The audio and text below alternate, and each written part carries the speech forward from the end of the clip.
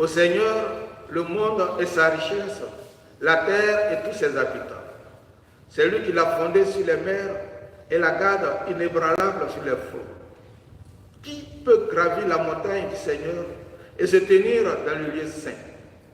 L'homme au cœur pur, aux mains innocentes, qui ne livre pas son âme aux idoles. Il obtient du Seigneur la bénédiction et de Dieu son Sauveur la justice. Voici le peuple de ceux qui le cherchent. Voici Jacob qui recherche ta face. Voici le peuple de ceux qui cherchent ta face, Seigneur. Alléluia, alléluia, alléluia, alléluia, alléluia, alléluia, alléluia, alléluia. Veillez, tenez-vous prêts. C'est à l'heure où vous n'y pensez pas que le Fils de l'homme viendra. Alléluia, alléluia, alléluia, alléluia, alléluia, alléluia, alléluia, alléluia. Le Seigneur soit avec vous. Et avec votre esprit. Évangile de Jésus-Christ selon saint Luc. Gloire à toi, Seigneur. En ce temps-là, comme Jésus enseignait dans le temple, levant les yeux, il vit les gens riches qui mettaient leurs offrandes dans le trésor. Il vit aussi une veuve misérable y mettre 2 petites pièces de monnaie. Alors il déclara: en vérité, je vous le dis, cette pauvre veuve a mis plus que tous les autres, car tous ceux-là, pour faire leur offrande, ont pris sur leur superflu, mais elle a pris sur son indigence. Elle a mis tout ce qu'elle avait pour vivre.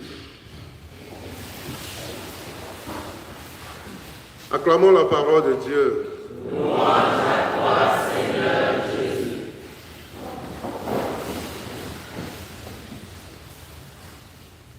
Chers frères et sœurs, ce matin, dans l'évangile que nous avons écouté, nous a donné une bonne conversion des offrandes que nous pouvons opérer dans nos différentes communautés ou dans notre milieu de vie. Jésus nous présente 2 états, les riches qui font leur offrande avec superflu, mais la pauvre veuve avec son indigence. Ce sont des mots qui sont clés. Le superflu, c'est ce qui n'est pas nécessaire. Et l'indigence, c'est une vie de pauvreté qui est donnée en sacrifice. Et c'est ce que nous avons à méditer. Par moments, nos générosités n'ont pas leur place.